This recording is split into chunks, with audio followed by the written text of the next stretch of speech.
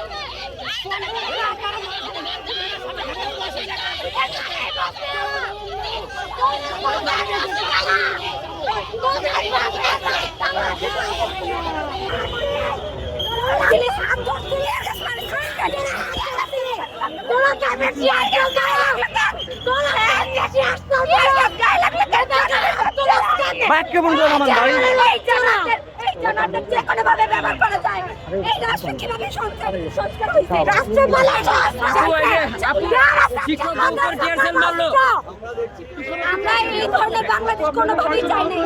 এই নারীরা আমাদের আন্দোলনে ছিল, গণ অভ্যুত্থানে এই ছাত্র জনতা, শিক্ষকরা যথেষ্ট আমাদেরকে সাহায্য করেছিল ছাত্রদের আন্দোলনে। কিন্তু আজকে দেখতেছি যে বাংলাদেশে এই সাধারণ জনগণের উপরে কোনো ধরনের মার্সি ছাড়াই তাদের উপরে টিয়ার গ্যাস মারা হয়।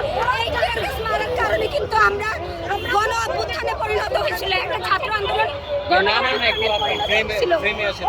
এই আন্দোলনে আমি সারা দেশে অন্য একটা কারণে এখন দেখি যে আমাদের